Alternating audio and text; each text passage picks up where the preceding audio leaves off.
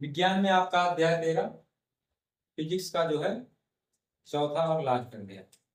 ठीक है, वैद्युत धारा का चुंबकीय प्रभाव। तो इस चैप्टर में हमको ये पढ़ना है कि धारा के कारण चुंबकीय गुण, धारा में चुंबकीय गुण भी होता है। मतलब किसी चालक में धारा हम प्रवाहित करते हैं तो कैसा व्यवहार करेगा, एक चुंबक के जैसा व्यवहार करेगा। इन्हीं सब का हमको क्या करना है, अध्ययन करना है। तो हमारा सबसे पहला टॉपिक इसमें आ जाता है कि वैद्युत धारा का चुंबकीय प्रभाव। ठीक है, तो सबसे पहले एक वैज्ञानिक थे ओस्टेड। इन्होंने सन 1820 कब बताया, 1820 में ये बता दिए कि अगर कोनो तार है, चालक तार है, उसमें हम धारा क्या करते हैं, प्रवाहित करते हैं, तो वह ऐसे व्यवहार करता है जैसे चुंबक। मतलब कि अगर कोई चुंबक है, चुंबक रखते हैं तो उसको चुंबकीय गुण दर्शाता है। मतलब कि आप यहाँ चुंबक, जैसे ये मान लीजिए चुंबक है, यहाँ रखे हैं, यहाँ लोहा करीब में लाएंगे तो क्या करेगा, आकर्षित करेगा। ठीक है, या प्रचुंबकीय पदार्थ रहेगा तो प्रतिकर्षित करेगा।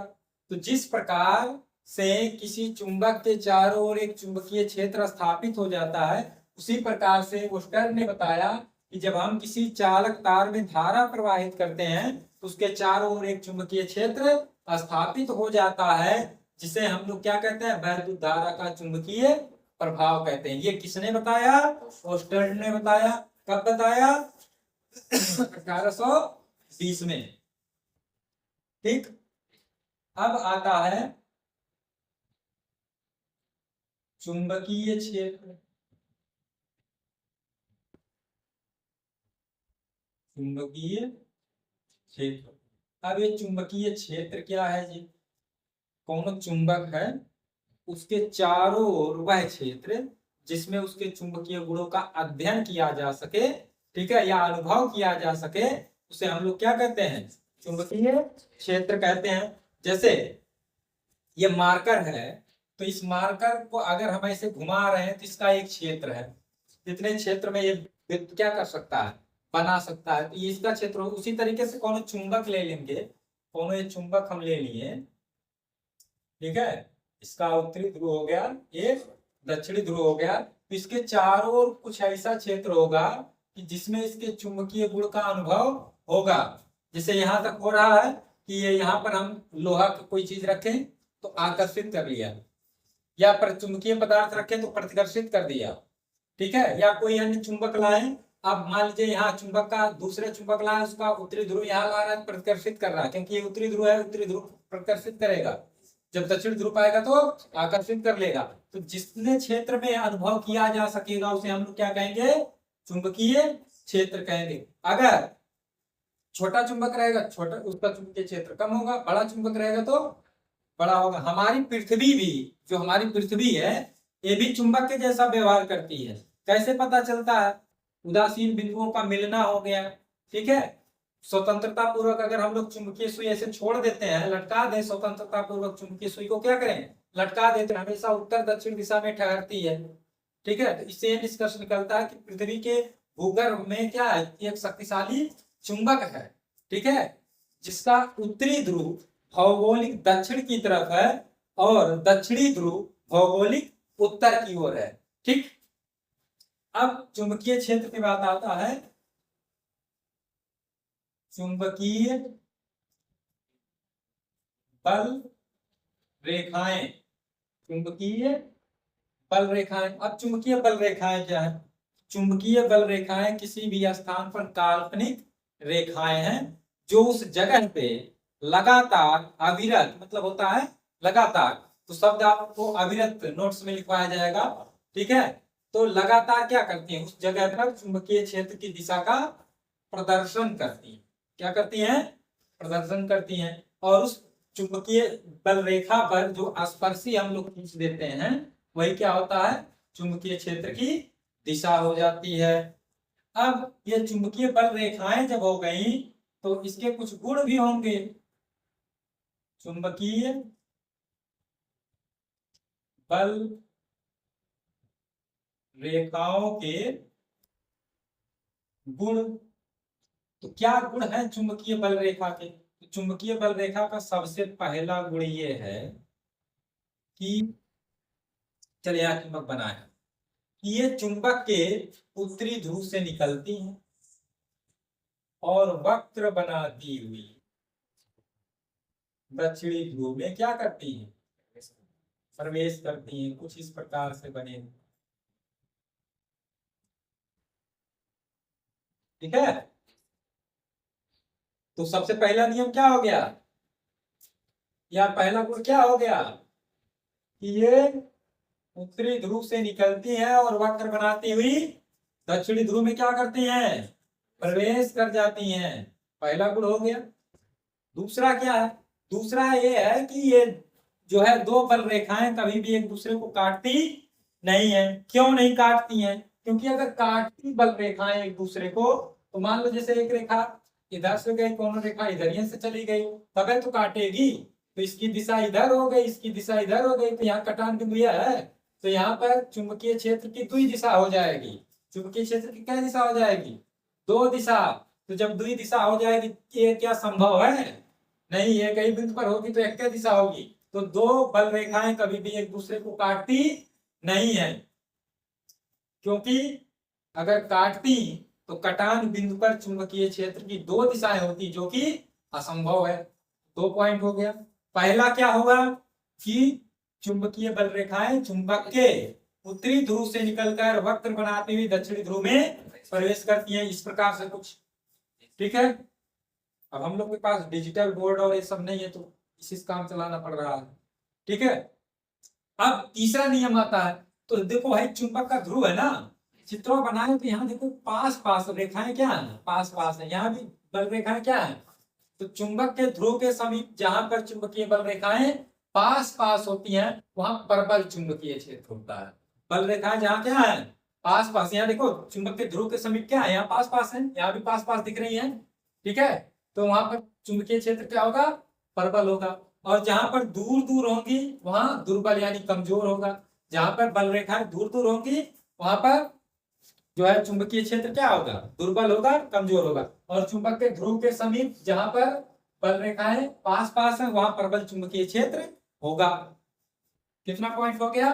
3 पॉइंट। अब चौथा और लास्ट पॉइंट क्या है कि जिस स्थान पर चुंबकीय बल रेखाएं समदूरस्थ और एक दूसरे के समांतर वैसे, ठीक है, तो वहां पर एक समान चुंबकीय क्षेत्र होगा।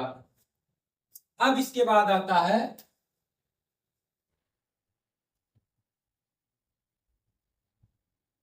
धारावाही चालक के कारण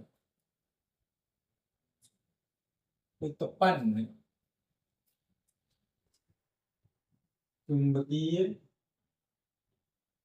क्षेत्र, इसी को हम लोग कहते हैं बायो सेवर्ट नियम, ठीक है।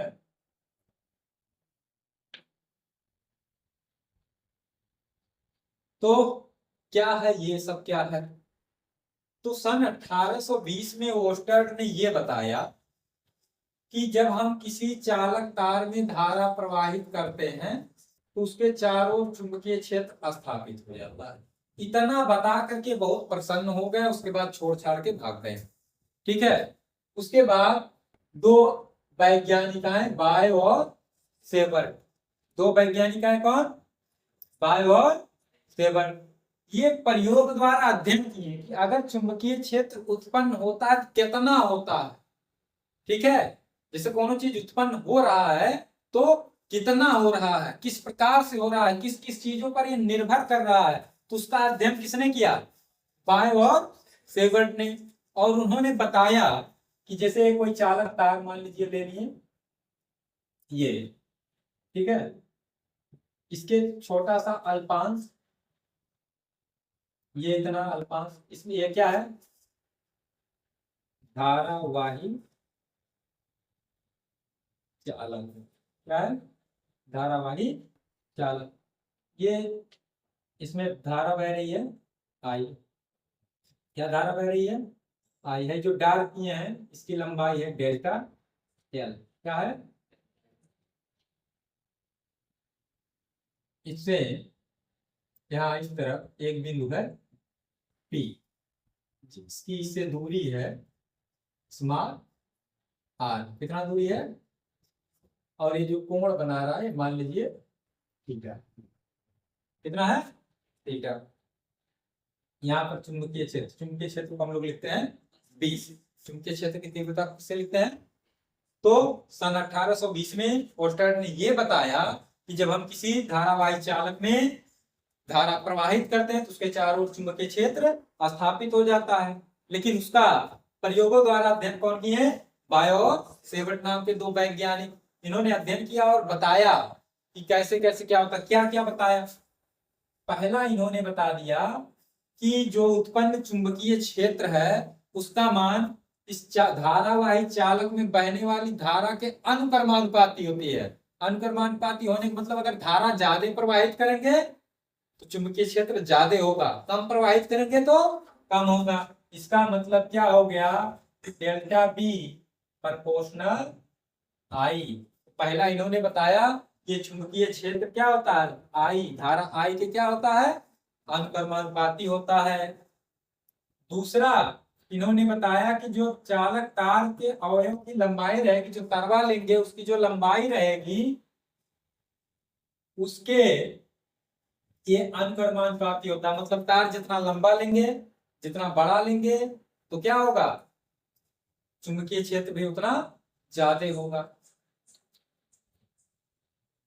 तीसरा इन्होंने बताया ये जो तार है और जो बिंदु, जिस बिंदु पर आप उसके कारण चुंबकीय क्षेत्र निकालते हैं उससे मिलाने वाली रेखा और इस तार के बीच का जो कोण होगा उसकी ज्या यानी साइन के क्या होता है? अनुक्रमानुपाती होता है। यानी delta B proportional sine theta. और चौथा इन्होंने बताया कि जो दूरी है जिस बिंदु पे आप निकाल रहे हो, उस जो दूरी है, दूरी यहां हम दर्शाए हैं आर, उसके वर्ग के व्युत्क्रमानुपाती होता है। किसके? उसके वर्ग के व्युत्क्रमानुपाती होता है। यानी डेल्टा बी प्रोपोर्शनल 1/r²। ठीक, तो ये चार चीज बताएं। अब चारों नियमों को मिलाने पर क्या होगा? डेल्टा बी प्रोपोर्शनल आई डेल्टा एल साइन थीटा बटे आर। ठीक, इस संबंध को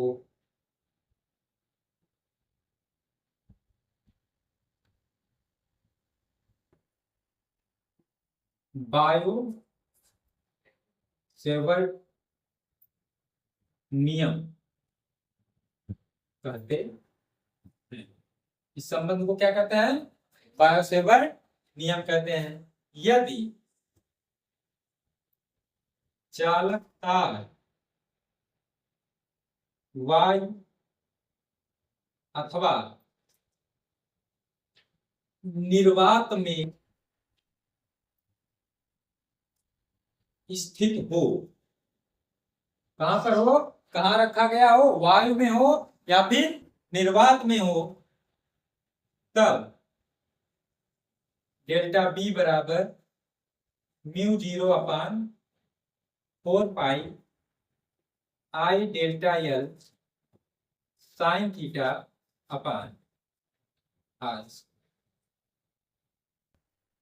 ठीक, जहां μ0/4 पाई अनुक्रमानुपाती नियतांक क्या है?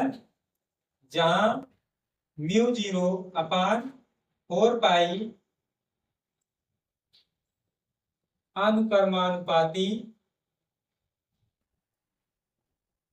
नियतांक है, इसमें भाई जो μ0 है या म्यू नोड इसको पढ़ सकते हैं, μ0 या फिर म्यू नोड, इसमें म्यू नॉट को निर्वात की चुंबकशीलता, निर्वात की चुंबकशीलता कहते हैं। अब म्यू जीरो का मान कुछ होता होगा, जब नियतांक का कुछ मान होता होगा तो म्यू जीरो का मान होता है, म्यू जीरो बराबर होता है 4 पाई इंटू 10⁻⁷ न्यूटन प्रति एम्पियर स्क्वायर, न्यूटन प्रति ampere square. 4 pi into 10⁻⁷ Newton प्रति एम्पियर स्क्वायर, मतलब म्यू जीरो का मात्रा क्या है, न्यूटन प्रति एम्पियर स्क्वायर। मान क्या है, 4 पाई इंटू 10⁻⁷, ये परिमाण है, ये उसका मात्रक है। ठीक, अब चुंबकीय क्षेत्र का मात्रक क्या होगा, इसका मात्रक चुंबकीय क्षेत्र का मात्रक, चुंबकीय क्षेत्र का मात्रक कई थी, क्या मात्रक है, न्यूटन प्रति एम्पियर मीटर, न्यूटन प्रति एम्पियर मीटर। और क्या है, अथवा वेबर प्रति मीटर स्क्वायर, क्या है, वेबर प्रति, और क्या है, टेस्ला, क्या है, टेस्ला, एक वैज्ञानिक थे निकोला टेस्ला।